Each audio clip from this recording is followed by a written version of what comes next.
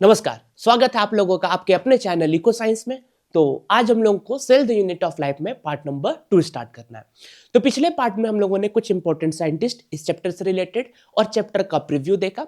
इस चैप्टर में हम लोग अब आगे स्टार्ट करेंगे, क्या समझना देखते हैं। तो आपने करना क्या है, एनसीईआरटी की रीडिंग और क्वेश्चन सॉल्व करना है, ठीक है। कुछ क्वेश्चंस में वीडियो के अंत में जो पिछले पार्ट का भी है और इस पार्ट का भी रहेगा वो अपन डिस्कस करेंगे, ठीक है। तो चलिए सबसे पहले स्टार्ट करते हैं हम लोग सेल के बारे में समझते हैं। तो आप लोग देखते होंगे एनवायरनमेंट में कि नॉन लिविंग थिंग्स भी हैं, लिविंग थिंग्स भी हैं। तो ऐसी कौन सी चीज है जो ऑर्गेनिज्म को लिविंग बना रही है, या नॉन लिविंग बीइंग पास ऐसी कौन सी चीज जो वो लिविंग नहीं हो पा रही है? वो है presence of cell. Living organism में सेल का प्रेजेंस है।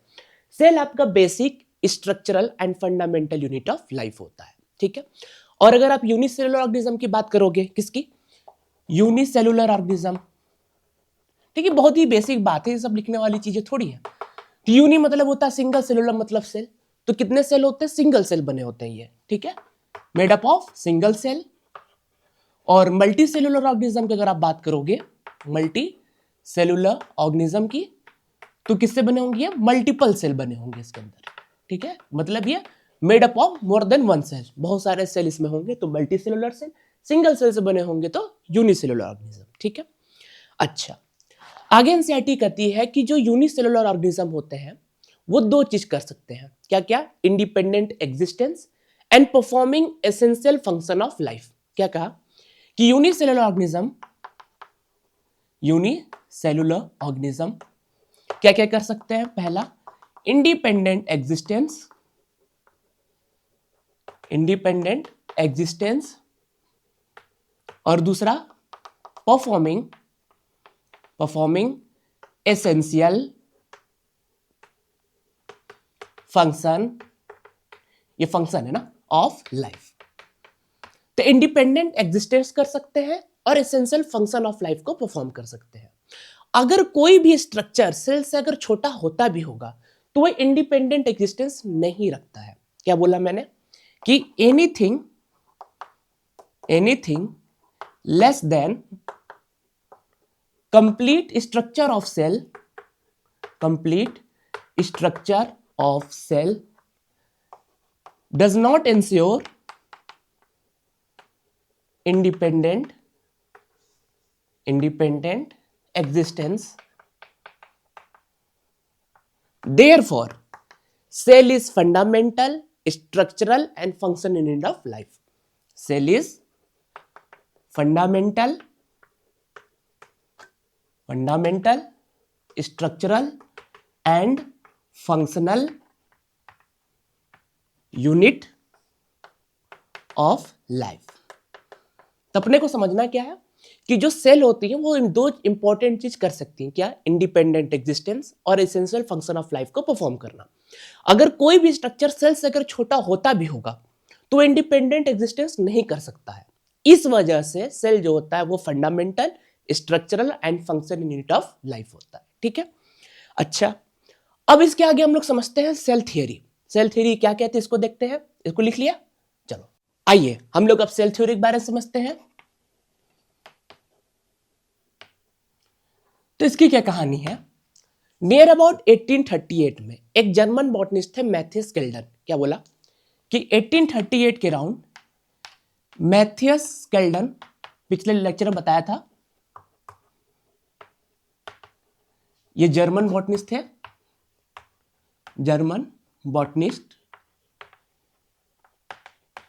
ये क्या करते हैं? ये लार्ज नंबर ऑफ प्लांट को ऑब्जर्व करते हैं और ये चीज देखते हैं कि जो प्लांट होते हैं वो डिफरेंट काइंड ऑफ सेल से बने रहते हैं, अलग अलग तरीके के सेल से बने रहते हैं जो टिश्यू का फॉर्मेशन करते हैं। क्या बोला कि plants consist of different kind of cells which form tissue, ठीक है। प्लांट जो होते हैं वो डिफरेंट तरीके के सेल से बने होते हैं जो टिश्यू का फॉर्मेशन करते हैं। ये किसने कहा? Matthias Schleiden, around 1838। इसी के अराउंड 1839 में एक ब्रिटिश जूलॉजिस्ट थे थियोडोर स्वॉन। 18 1839 में थियोडोर स्वॉन, ये ब्रिटिश जूलॉजिस्ट, ये क्या कहते हैं, क्योंकि जूलॉजिस्ट थे तो पहले उन्होंने एनिमल सेल पे देखा, तो उन्होंने देखा कि एनिमल सेल में एक थिन आउटर मेम्ब्रेन का प्रेजेंस होता है, जिसको हम लोग सेल मेम्ब्रेन कहते हैं। सेल मेम्ब्रेन टर्म इन्होंने क्वाइन नहीं किया था, इन्होंने बताया था कि एनिमल सेल में एक थिन आउटर मेम्ब्रेन का प्रेजेंस होता है। क्या बोला इन्होंने? Animal cell have thin outer membrane,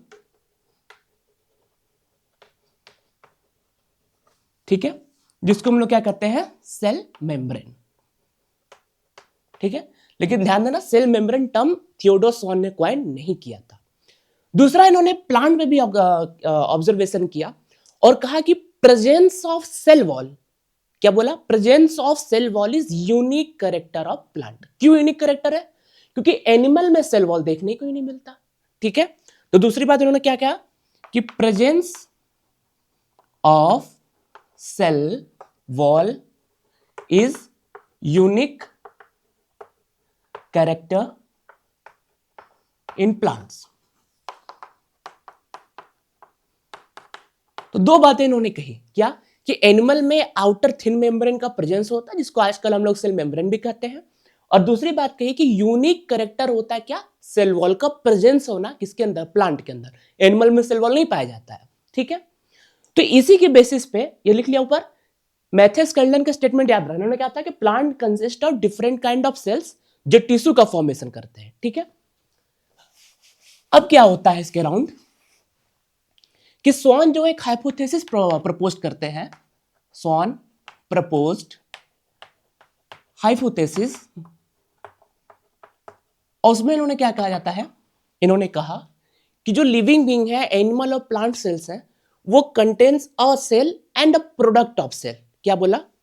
कि plants and animals are made up of cells and product of cell.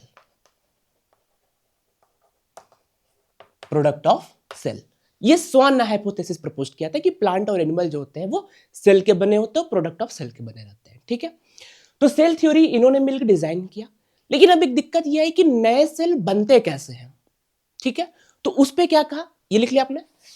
अब दिक्कत यह है कि नए सेल कैसे बने। तो 1855 के अराउंड एक और लोग आते हैं जिनका नाम था रुडोल्फ वर्चो। अच्छा, पिछले लेक्चर में मैंने आपको बताया था और अभी भी सुन लो कि सेल थ्योरी को फॉर्मुलेट किया था थियोडोर स्वॉन और मैथ्यूस कैल्डन ने, मॉडिफाई किया था रुडोल्फ वर्चो ने, और मॉडिफिकेशन के बाद फिर दो हाइपोथेसिस में थी जो बताऊंगा आगे, ठीक है।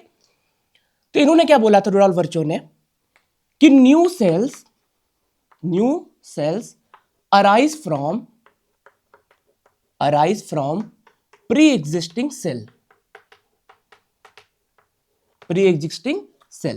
नए सेल कैसे बनते हैं? Pre existing cell. और एक बहुत इंपॉर्टेंट टर्म था, ओमनी सेलुला ई सेलुला, ये इन्होंने बताया था, ओमनी सेलुला ई सेलुला, ठीक है। तो जो फाइनल सेल थ्योरी थी जो हम लोग आज पढ़ते हैं वो क्या है?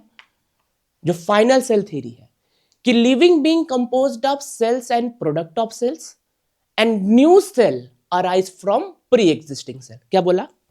कि living being made up of cells and product of cell, और दूसरा क्या बोला कि new cell arise from pre existing cell, ठीक है। फिर समझ लो, सेल थियरी फॉर्मुलेट किया था थियोडोर स्वॉन और मैथ्यूस कैल्डन ने, उसको मॉडिफाई किया रुडोल्फ वर्चो ने, और फाइनली सेल थ्योरी हम लोग को ये दो स्टेटमेंट देके जाती है, क्या? कि all living being comprise of cell and product of cell, और दूसरा new cell arise from pre existing cell. ये था हमारा सेल थियरी, ठीक है। इसको लिख लो आप अच्छे से। चलिए अब हम लोग आगे समझते हैं ओवरव्यू ऑफ सेल। अब इस चीजों को थोड़ा मैं तेजी से बता रहा था कि बहुत इंपॉर्टेंट चीज नहीं थी, बहुत ही बेसिक बात है जो आपको आती है, ठीक है। सबसे पहले ओवरव्यू ऑफ सेल में क्या था कि आप लोग दो टाइप के सेल देखे या माइक्रोस्कोप में परफॉर्म किए होंगे। एक हमारा होगा ओनियन पील सेल और दूसरा ह्यूमन चिक सेल।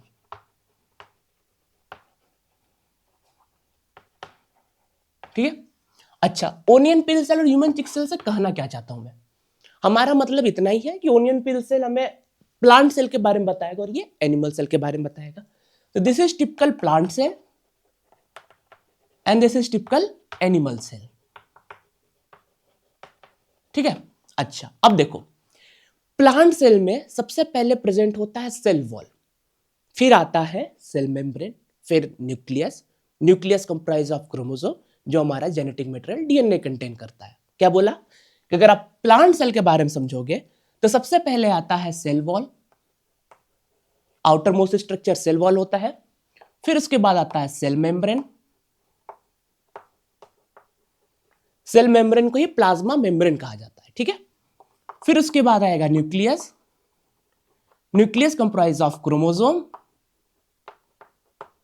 और क्रोमोसोम कंटेन्स जेनेटिक मटेरियल जो उसको क्या कहते हैं, डीएनए। ठीक है, ये समझ में आया। सबसे पहले प्लांट सेल में क्या आएगा, सेल वॉल, सेल मेम्ब्रेन, फिर nucleus, chromosome, genetic material, DNA. अच्छा, एनिमल सेल में क्या है, एनिमल सेल में सेल वॉल बस नहीं पाया जाएगा। क्या मैं लिख दे रहा हूं, सेल वॉल एब्सेंट, उसके बाद ये सारा ऐसे सेम रहेगा, बस वहां पे सेल वॉल नहीं पाया जाएगा। एक बेसिक मतलब एक ओवरव्यू है ना, अभी अंदर हम लोग चल नहीं रहता, ओवरव्यू में अगर आप देखोगे तो कुछ ऐसा आपको दिखेगा। ठीक है, क्या दिखा, प्लांट सेल में सेल वॉल, फिर आया सेल मेम्ब्रेन, न्यूक्लियस, ये बहुत ही बड़े बड़े लेवल पे, nucleus, chromosome, genetic material, DNA. Animal cell में बस सेल वॉल नहीं मिल रहा, तो सेल मेम्ब्रेन से कहानी स्टार्ट हो रही है, फिर वैसे ही चला आ रहा है। ठीक है, हम लोग एक एक करके आगे पढ़ेंगे, भाई पढ़ना ही सारा चीज है सब। ठीक है, चलो अगर हम लोग अब न्यूक्लियस की बात कर ही रहे हैं तो आगे हम लोग न्यूक्लियस के बारे में कुछ समझते हैं। चलो तो क्या देखिए अपन, अब अगर सेल की ओवरव्यू हो ही रहा है तो फिर अपन प्रोकैरियोटिक सेल और यूकैरियोटिक सेल को भी ओवरव्यू कर लेते हैं। तो अगर यूकैरियोटिक सेल के बारे में समझोगे, ठीक है, बायोलॉजिकल क्लासिफिकेशन मैंने आपको बता भी दिया था कि इसमें मेम्ब्रेन बाउंड न्यूक्लियस का प्रेजेंस होता है। क्या रहता है, it contains membrane bound nucleus. Eukaryotic cell membrane bound nucleus से बना होता है। ठीक है, और दूसरा अगर प्रोकैरियोटिक सेल के बारे में समझा जाए तो इसमें क्या होता है, it lacks membrane bound nucleus. ठीक है, न्यूक्लियस में भी कहानी है कि प्रोकैरियोटिक में मेम्ब्रेन बाउंड न्यूक्लियस नहीं पाया जाता, यूकैरियोटिक ऑर्गेनिज्म में मेम्ब्रेन बाउंड न्यूक्लियस पाया जाता है। यही सबसे बड़ा डिफरेंस होता है यूकैरियोटिक और प्रोकैरियोटिक के अंदर। यू मतलब होता है ट्रू कैरियोटिक, कैरियन मतलब होता है न्यूक्लियस, प्रो मतलब प्रिमिटिव या बिफोर, कैरियन मतलब होता है न्यूक्लियस। ठीक है, आगे हम लोग समझेंगे इसके बारे में। लेकिन एक चीज होता है साइटोप्लाज्म। ये जो साइटोप्लाज्म होता है ना, ये दोनों प्रोकैरियोटिक और यूकैरियोटिक सेल में प्रेजेंट रहता है। क्या बोला, देखो मेम्ब्रेन बाउंड न्यूक्लियस तो एक में था एक में नहीं था, सबसे बड़ा डिफरेंस था, इसी वजह से तो क्लासिफाई की कि ये प्रोकैरियोटिक और ये यूकैरियोटिक है। लेकिन साइटोप्लाज्म एक ऐसा ऑर्गेनेल है जो दोनों में पाया जाता है। ठीक है, तो ये क्या cytoplasm, this is semi fluid matrix, semi fluid matrix occupy volume of cell. ठीक है, या ऊपर लिख दो which occupy the volume of cell and found in both pro and eukaryotes. तो साइटोप्लाज्म एक सेमी फ्लूइड मैट्रिक्स है जो दोनों प्रोकैरियोट और यूकैरियोट में पाया जाता है। ठीक है, अच्छा साइटोप्लाज्म में और इंपॉर्टेंट क्या है, this is main arena of cellular activity. ये main arena of cellular activity होता है। बहुत सारे केमिकल रिएक्शन इसमें होते रहते हैं ताकि सेल को लिविंग स्टेट में रखा जाए। क्या इंपॉर्टेंट इसमें कि दिस इज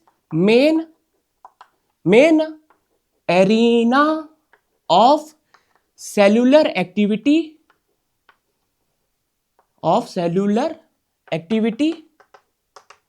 अगला कि वेरियस केमिकल रिएक्शन, ये रिएक्शन है, occurs to keep cell in living state। और ये स्टेटमेंट बहुत ही इंपॉर्टेंट है, पीवाईक्यू में पूछा गया स्टेटमेंट है ये, समझ गए? ये वाला कौन सी, एक तो ये mayor arena of cellular activity होता है और बहुत सारे केमिकल रिएक्शन इसमें होते रहते हैं ताकि सेल को लिविंग स्टेट में रखा जाए। And what is cytoplasm? तो cytoplasm is semi fluid matrix which occupies the volume of cell and is present in both prokaryote and eukaryote. आई बात समझ में? अच्छा, अगर दोनों, एक ऐसा ही है जो दोनों में पाया जा रहा है, तो एक ऑर्गेनल और है जो दोनों में पाया जाता है, वो कौन सा है? राइबोसोम। ठीक है, ये समझ में आ गया? तब अपन थोड़ा थोड़ा डिफरेंशिएट कर रहे हैं यूकैरियोटिक और प्रोकैरियोटिक ऑर्गेनिज्म में। साथ ही पहले ये भी देख लो कि जो प्रोकैरियोटिक ऑर्गेनिज्म होता है उसमें मेम्ब्रेन बाउंड ऑर्गेनेल्स एब्सेंट होते हैं। Prokaryotes lakhs membrane bound organelles. कैसे कैसे ऑर्गेनेल्स? तो लाइक माइटोकॉन्ड्रिया, ये पढ़ेंगे अपन, क्लोरोप्लास्ट ये भी पढ़ेंगे, और गोल्गी कॉम्प्लेक्स। गोल्गी कॉम्प्लेक्स उसने डिस्कवर किया था, कैमिलो गोल्गी, एंड एटसेट्रा कर दो, और भी ऑर्गेनल्स होते हैं। तो मेम्ब्रेन बाउंड ऑर्गेनल्स प्रोकैरियोट्स में नहीं पाए जाते, और whereas it is found in, किसमें पाए जाते हैं भाई? यूकैरियोट्स में पाए जाते हैं। लिखने की जरूरत थोड़ी, तो आपको पता ही है। ठीक है, अगली बात कि राइबोसोम। अब राइबोसोम की क्या कहानी, ये भी देख लेते अपन। ये लिख लिया, इसको लिख लेना, ये बहुत इंपॉर्टेंट है। दो स्टेटमेंट कि main arena of cellular activities, various chemical reaction occur in cytoplasm to keep cell in living state.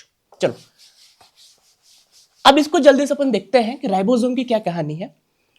तो राइबोसोम एक नॉन मेम्ब्रेनस बाउंड ऑर्गेनेल होता है। क्या? This is non membranes bound organelle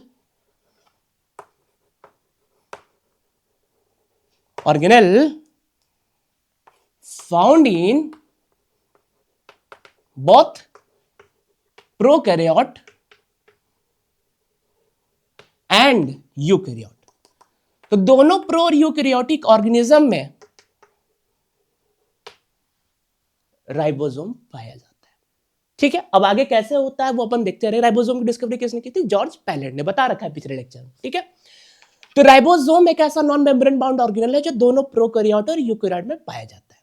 अगर हम लोग अभी शुरुआत में थोड़ा सा देख लेते हैं कि प्रो और यूकैरियोट में बेसिक डिफरेंस क्या होता है, तो मेम्ब्रेन बाउंड न्यूक्लियस नहीं पाया जाता, तो प्रोकैरियोट में पाया जाता है, यूकैरियोट्स में। ठीक है, मेम्ब्रेन बाउंड न्यूक्लियस के बाद हम लोग कहते हैं कि बहुत सारे मेम्ब्रेनस ऑर्गेनेल वो पाए जाते हैं, यूकैरियोट में नहीं पाए जाते हैं। किसमें? प्रोकैरियोट में। लेकिन राइबोसोम एक ऐसा नॉन मेम्ब्रेनस बाउंड ऑर्गेनेल है, किसी मेम्ब्रेन से कवर नहीं रहता है, वो दोनों प्रोकैरियोट और यूकैरियोट में पाया जाता है। ठीक है, और साइटोप्लाज्म सेमी फ्लूइड मैट्रिक्स, जहां पे बहुत सारे सेलुलर रिएक्शन होते रहते हैं, केमिकल रिएक्शन होते रहते हैं ताकि सेल को लिविंग स्टेट में रखा जा सके, वो दोनों किसमें पाए जाते हैं? प्रोकैरियोट और यूकैरियोट के अंदर। ठीक है, ये समझ गए आप? इसको लिख लो अच्छे से। आगे देखते हैं हम लोग। अब जो सेल का शेप और साइज रहता है वो बहुत ही वेरी करता है। क्या बोला? कि shape and size of cell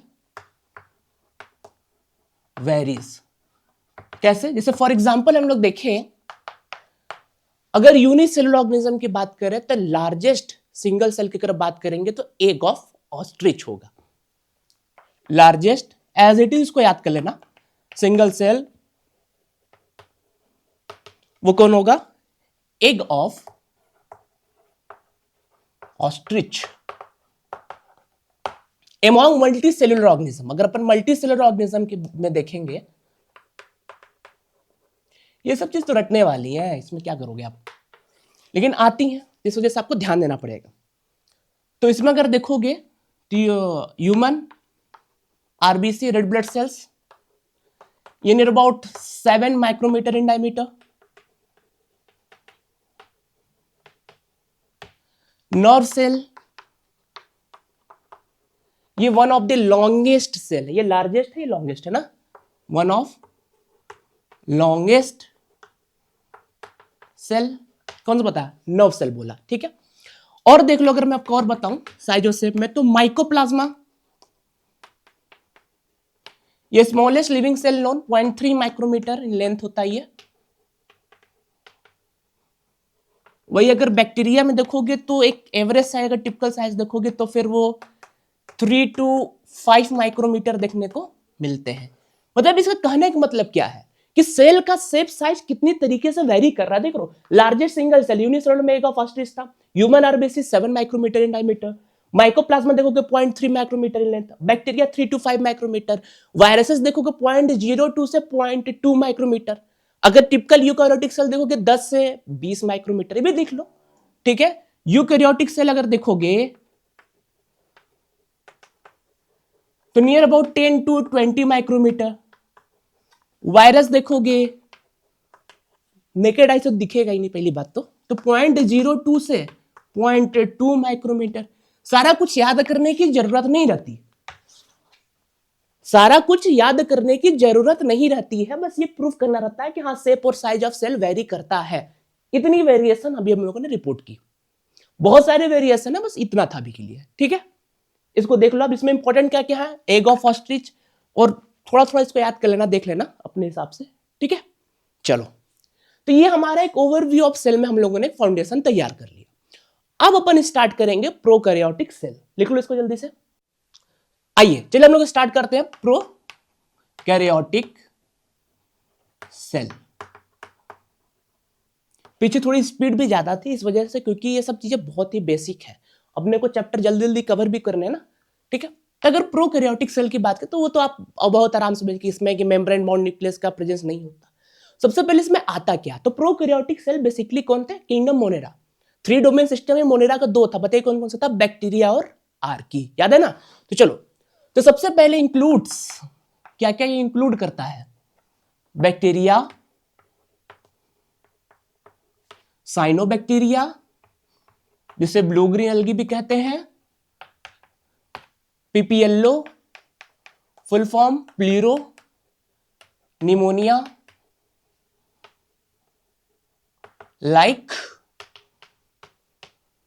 organism and mycoplasma. अभी स्टॉक तो हो गया, हटाइए, ठीक है। तो इसमें क्या क्या आएंगे, बैक्टीरिया, साइनोबैक्टीरिया, पीपीएलओ और माइकोप्लाज्मा। अगर आप बायोलॉजिकल क्लासिफिकेशन के बेसिस पे चलोगे तो किंगडम मोनेरा में ये प्रोकैरियोटिक सेल इंक्लूडेड है, ठीक है। फिर प्रोटिस्टा सारे सारे यूकैरियोटिक थे, याद करो सिंगल सेल यूकैरियोट्स में थे, प्रोटिस्टा में आए थे, ठीक है। तो उसको अपन देखते रहेंगे। सबसे पहले समझ में आ गया क्या क्या है, अच्छा। उसके बाद इसमें भी प्रोकैरियोटिक सेल में भी बैक्टीरिया का आप देखोगे साइज उससे बदलता रहता है, ठीक है। जैसे रॉडसेप्ड, बैसिलस, कॉमासेप्ड, ये बायोलॉजिकल क्लासिफिकेशन मैंने बता रखा है तो कोई जरूरी नहीं था, एक डिवीजन समझ लो। विब्रियो, स्पाइरल सेप्ड, स्पाइरुलम और स्पेरिकल सेप्ड, कोकस, ठीक है। ये तो आपको याद ही होगा। अच्छा अब और क्या था कि प्रोकैरियोटिक का जो बेसिक फंडामेंट ऑर्गेनाइजेशन होता है, बेसिक फंडामेंटल ऑर्गेनाइजेशन वो सिमिलर ही रहता है, लेकिन फंक्शन और स्ट्रक्चर के बेसिस पे बहुत ज्यादा वैरायटीज में देखने को मिलता है। दूसरी बात, ये बहुत ही छोटे ऑर्गेनिज्म होते हैं और multiply even a very faster rate than compare to eukaryotic cell.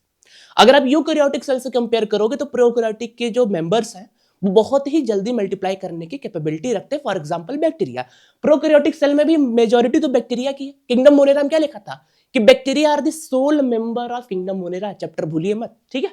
चलो आगे हम लोग समझते हैं कुछ बातें, ये लिख लिया, चलिए और क्या इसमें इंपॉर्टेंट रहता है कि they contain cell wall surround the cell membrane except mycoplasm. क्या बोला कि इसके पास सेल वॉल रहता है, फिर अंदर सेल मेम्ब्रेन का ही प्रेजेंस रहता है, लेकिन माइकोप्लाज्मा के पास सेल वॉल नहीं था। ठीक है, तो they contain cell wall surrounding cell membrane bracket में लिखेंगे सेप्ट माइकोप्लाज्मा, माइकोप्लाज्मा। ठीक है, माइकोप्लाज्मा में क्या था, सेल वॉल नहीं पाया जाता, सेल वॉल माइकोप्लाज्मा में नहीं पाया जाता है। ठीक है, तो इनके पास सेल वॉल होता है surrounding the cell membrane except the mycoplasma. उसके बाद आगे देखो, और माइकोप्लाज्मा में सेल वॉल नहीं रहता तो इसको काफी सर्वाइवल एडाप्टेशन देखने को मिलता है, सर्वाइवल एडवांटेज भी देखने को मिलता है। जैसे कि आप एंटीबायोटिक देख लो, पेनिसिलिन, तो पेनिसिलिन जो होता है वो आपके सेल वॉल पे, बैक्टीरियल सेल वॉल किससे बनता है, पेप्टाइडोग्लाइकेन, तो पेप्टाइडोग्लाइकेन या बैक्टीरियल सेल वॉल को तोड़ने का काम करता है। लेकिन इनके नेचुरल में ही क्या है, नेचर में क्या है, इनके पास सेल वॉल प्रेजेंस ही नहीं था, तो पेनिसिलिन और बहुत सारे कॉमन एंटीबायोटिक जो थे इनके ऊपर काम ही नहीं कर पाते हैं। ठीक है, हालांकि टॉपिक से मतलब नहीं था, सोचा समझा दूं। ठीक है, चलो आगे देखते हैं इसमें क्या इंपॉर्टेंट है। Contain cell wall surrounding the cell membrane except the mycoplasma. ठीक है, अगर आप बैक्टीरिया की बात करोगे, क्योंकि प्रोकैरियोट्स में बेसिकली अपन बैक्टीरिया की ही बात करते रहते हैं, ठीक है ना, तो इनके पास जेनोमिक डीएनए तो होता ही होता है, जेनोमिक डीएनए, इनका अपना जेनोमिक डीएनए तो होता ही रहता है। उसके बाहर इनके पास एक extra chromosomal single circular DNA पाया जाता है। क्या बोला, outside genomic DNA, outside genomic DNA they contain extra chromosomal single circular DNA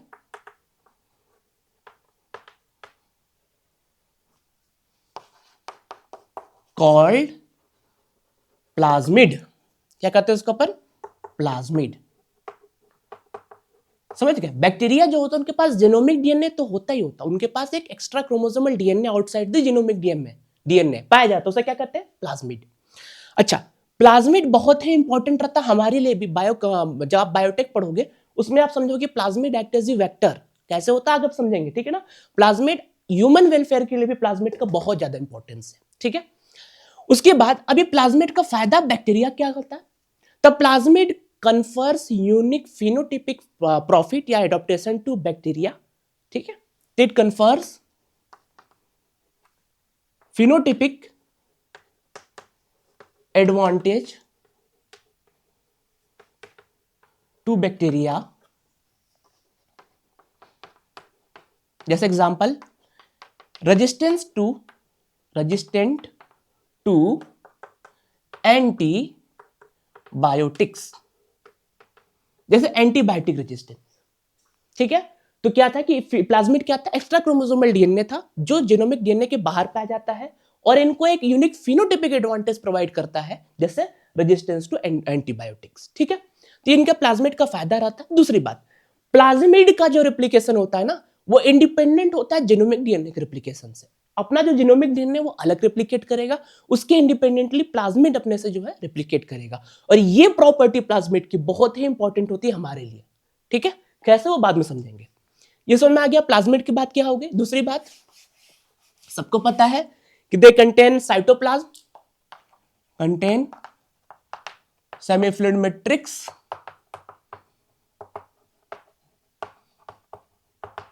cytoplasm, और क्या हो गया इसमें इंपॉर्टेंट कि लैक न्यूक्लियर मेम्ब्रेन। अच्छा, अगर न्यूक्लियर मेम्ब्रेन इसमें है ही नहीं है, देयरफॉर देयरफॉर होता है ना, जेनेटिक मटेरियल इज नेकेड।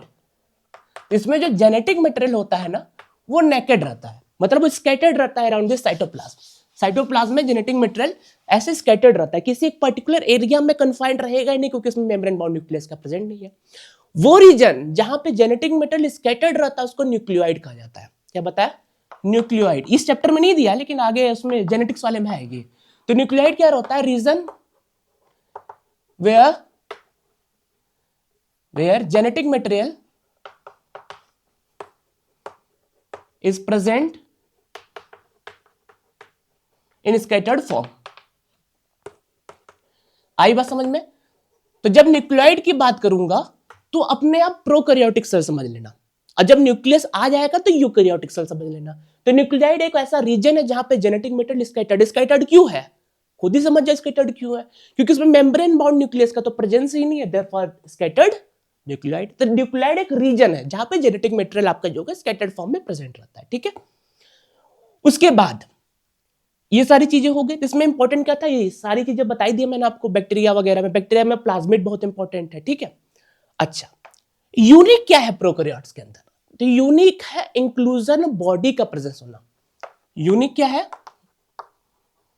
एक तो होता है इंक्लूजन बॉडी, जो रिजर्व फूड मटेरियल को स्टोर करने का काम करता है, इंक्लूजन बॉडी, समझेंगे, पढ़ेंगे हम लोग इसको। और दूसरा, presence of mesosome is unique characteristics feature of prokaryotes. Presence of mesosome is characteristics feature या प्रॉपर्टी ऑफ प्रोकैरियोट। अपन मेसोसोम क्या होता है उसको अपन अगले लेक्चर में देखेंगे, बस इतना भी समझ लो कि मेसोसोम जो होते हैं वो सेल मेम्ब्रेन के इनफोल्डिंग की एक्सटेंशन है। ये ट्यूब्यूल, वेसिकल और लैमेली के फॉर्म में देखने को मिलता है। इसका बहुत अच्छे फंक्शन है, उसको अपन बाद में डिटेल में डिस्कस करेंगे। पहले इतना आपको समझना तो वो समझ लो। अच्छा, और अपन एक चीज देख लेते हैं, मैं सेल इनवेलप, अगला टॉपिक में समझना है cell envelope and its modification, लेकिन ये अपन अगले लेक्चर में पढ़ेंगे, इसको भी नहीं देखेंगे, अगले पार्ट में इसको डिस्कस करेंगे, नहीं तो बहुत ही लंबा वीडियो हो जाएगा ये। लेकिन फिर भी समझ लो इसमें पाया क्या किया जाता है, एक भूमिका पहले तैयार कर लो, ठीक है ना। तो इसमें ग्लाइकोकैलिक्स प्रेजेंट होता है, फिर उसके बाद सेल वॉल आता है, फिर सेल मेम्ब्रेन देखने को मिलता है। अब ग्लाइकोकैलिक्स अपने कंपोजिशन और थिकनेस के बेसिस पे फिर इसके दो फॉर्म होते हैं, एक होता है स्लाइम लेयर और एक होता है कैप्सूल, ठीक है। तो ये लेयरिंग है किसके? सेल एनवेलप के। ये तीन के फंक्शन बहुत अलग अलग रहते हैं, लेकिन एक ये तीन जो होता है आपस में बहुत ही यूनाइटेड फॉर्म में रहते हैं, ठीक है। तो ग्लाइकोकैलिक्स, सेल वॉल और सेल मेम्ब्रेन, ये अपन सेल एनवेलप में पढ़ेंगे, इसको अपन अगले लेक्चर में देखते हैं। तो चलिए सबसे पहले अपन समरी देखते हैं, फिर दो तीन इंपॉर्टेंट क्वेश्चन को डिस्कस करेंगे। आइए, तो हम लोग पहले समरी देख लेते हैं। इस लेक्चर में हम लोगों ने पढ़ा क्या क्या, तो हम लोगों ने देखा सेल क्या होता है। अब यूनिसेलुलर ऑर्गेनिज्म क्या क्या कर सकते हैं, independent existence performing essential function of life, therefore cell is fundamental structural and functional unit of life. अब क्यों है वो आपको याद होना चाहिए कि इंडिपेंडेंट एग्जिस्टेंस और performing essential function of life. अगर कोई भी स्ट्रक्चर सेल से छोटा होता भी होगा तो इंडिपेंडेंट एग्जिस्टेंट कर ही नहीं सकता, ठीक है। दूसरी बात, अच्छा, एंटरमॉल ल्यूवेनहॉक और रॉबर्ट ब्राउन वाला मैंने पिछले लेक्चर में बता दिया था, साइंटिस्ट में, अलग से क्यों बताना। फिर सेल थ्योरी में क्या था वो स्टेटमेंट जरूर याद रख लेना आप, मैथ्यूस कल्डन, ये तो इतनी बार याद होगा आपको, याद हो जाना चाहिए। ईयर याद रखना 1838, इन्होंने क्या स्टेटमेंट दिया था, और थियोडोर स्वान नियर अबाउट कितना 1839 ना, 1839, इन्होंने दो स्टेटमेंट बहुत अच्छे दिए थे, वो देख लेना। और इन्होंने एक हाइपोथेसिस भी प्रपोज किया था। उसके बाद रुडोल्फ वर्चो, ये अराउंड 1855, ईयर भी याद रख लेना, ठीक है। इन्होंने बताया था ओमनी सेलुला ई सेलुला, जब ना सुनना ओमनी सेलुला ई सेलुला, तो इनको मत भूल जाना, इनको याद कर लेना अपने से, ठीक है। फिर उसके बाद अपन ओवरव्यू ऑफ सेल देखे थे। अब ओवरव्यू ऑफ सेल में अपन देखे थे प्लांट सेल में क्या था, एनिमल सेल में क्या था, यूकैरियोटिक सेल में मेम्ब्रेन बाउंड न्यूक्लियस है कि नहीं है, क्या है क्या, वो सब अपन देख लिए, ठीक है ना। फिर यहाँ समरी में लिखवाने से कोई मतलब नहीं था। ओवरव्यू ऑफ सेल बहुत इंपॉर्टेंट था। राइबोसोम, आगे बता रहा हूं थोड़ी चीजें, जैसे क्या कि दोनों में राइबोसोम, ये दोनों मिल रहा है प्रो और यू में। साइटोप्लाज्म, ये दोनों प्रेजेंट है प्रो और यूकैरियोट्स में।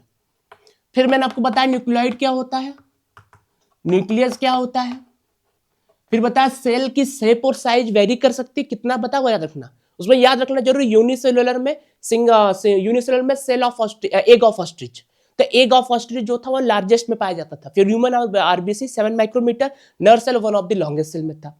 बैक्टीरिया साइज था, फिर आपका 10 से 20 मीटर, टिपिकल यूकेरियोट्स 0.02 से 0.2, वायरस की साइज, ये सब चीजें थी, देख लेना अपने हिसाब से, ठीक है ना। ये सारे इंपॉर्टेंट है। तो प्रोकैरियोट और यूकेरियोट में आपको बेसिक डिफरेंस आज पता चल गया इस लेक्चर से क्या क्या है। और मैंने आपको एक बता दिया कि सेल इन्वेलप में बता क्या क्या अपने को पढ़ना है। ग्लाइकोकैलिक्स है, सेल वॉल है, सेल मेम्ब्रेन है, फिर उसमें भी दो है, स्लाइम लेयर और कैप्सूल, उसको थोड़ा थोड़ा समझेंगे। इस लेक्चर में पूरा प्रोकैरियोट इसलिए इंक्लूड करा कि सीलिया और फ्लैजिला, जो फ्लैजिला दिया हुआ बेसिकली आपके एनसीईआरटी में प्रोकैरियोट्स के अंदर, वो बहुत ही कम दिया हुआ है। उसको थोड़ा सा एक्सपेंड करने के चक्कर में फिर इसमें नहीं हो पाएगा पूरा, ठीक है ना। इस वजह से उसका एक अलग लेक्चर बनाऊंगा मैं। तो चलिए आप क्वेश्चन पार्ट को अपन डिस्कस कर लेते हैं। आइए, तो ये हमारा नीट 2024 री एग्जाम का इसका एक क्वेश्चन है। मैच द फॉलोइंग टाइप्स है। ऑप्शन देख लो सबसे पहले क्या, Fleming, Robert Brown, George Palade, कैमले विल्की, पिछले लेक्चर से ही है ना। उसके बाद इसमें क्या दिया है, डिसेप्सेक्स और क्रिस्टेनई near the cell nucleus, chromatin, ribosome और न्यूक्लियस। तो इस टाइप को कैसे क्वेश्चन इसको किया जाता है। देखिए सबसे सेफ साइडर क्या कि आपको सारा अगर ऑप्शन पता तो सबसे बढ़िया रहता है। तो उसमें पहले ऑप्शन नहीं देखते हैं, पहले डायरेक्ट आप मैच द फॉलोइंग मिला लिया करते हो। जैसे फ्लेमिंग, अब देखो फ्लेमिंग ने किसका डिस्कवरी किया था, क्रोमेटिन का, याद करो न्यूक्लियस के अंदर बताया था, ठीक है। उसके बाद रॉबर्ट ब्राउन ने न्यूक्लियस की डिस्कवरी की थी। जॉर्ज पैलेट ने राइबोसोम की डिस्कवरी की थी। और कैमिलियो गोल्गी ने गोल्गी बॉडीज था। गोल्गी बॉडीज में ये स्टेटमेंट बताऊंगा मैं, ठीक है ना। तो अगर आप ऑप्शन मिलाओगे तो ए का क्या होगा, फोर्थ होगा। तो ए का क्या होगा, फोर्थ होगा। रॉबर्ट ब्राउन, बी का क्या होगा, सॉरी ए का क्या होगा, थर्ड होगा। ए का सेकंड है, ए का सेकंड, रॉबर्ट ब्राउन, बी का फोर्थ है, सी का देखोगे तो थर्ड ही है, और डी का देखोगे तो फर्स्ट है ना, उसमें मिस हो गया था। अब इस ऑप्शन को मिलाओ, ए का सेकंड, बी का फोर्थ, सी का थर्ड, डी का फर्स्ट, पहला ही ऑप्शन मिल गया, हो गया। अगर नहीं आता, मान लीजिए सारा ऑप्शन ना आता, तो फिर कैसे करते, तो पहले एक दो कर लो, उसके बाद मैच कर लो। तो वो मैच द फॉलोइंग इतना आसान होता है ना कि बहुत ही कम चांस होता है कि आप गलत करके आओ। ऑप्शन गेसिंग मैं नहीं बोलूंगा करने के लिए, आप प्रेफरेबली आपको सारा ऑप्शन आना चाहिए, वही सब मैच करके मिला लिया करो आंसर को, ठीक है। तो एक क्वेश्चन ये था। चलिए नेक्स्ट क्वेश्चन की तरफ चलते हैं। आइए, ये क्वेश्चन हम लोग देखते हैं, 12 का है, 2012 का ये क्वेश्चन। देखिए दिया क्या है कि which of following is not found in prokaryotic cell.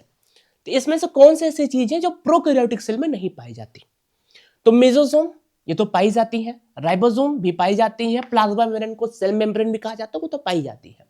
Nuclear envelope, वही न्यूक्लियर मेम्ब्रेन को ही न्यूक्लियर इन्वेलप कहा जाता है। अगर न्यूक्लियर मेम्ब्रेन से पाई जाती तो प्रो थोड़ी जाता, तो यूकैरियोटिक में हो जाता। तो ऑप्शन क्या हो जाएगा, बी, कि nuclear envelope is not found in prokaryotic cell. कैसे करते हैं, तो कहते बहुत ही आसान था। पहली बात, नॉट जैसे शब्दों पे ध्यान दीजिए, ये बहुत गलती कराती है, ठीक है ना।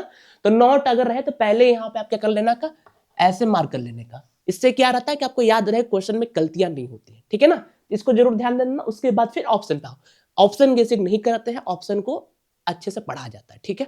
चलो आइए, तो ये क्वेश्चन आपके एनसीईआरटी एक्सरसाइज का पहला क्वेश्चन है, इसको अपन देख लेते हैं। पहले क्वेश्चन में क्या ध्यान देना है, ये सब स्टेटमेंट्स का, ये वर्ड्स का।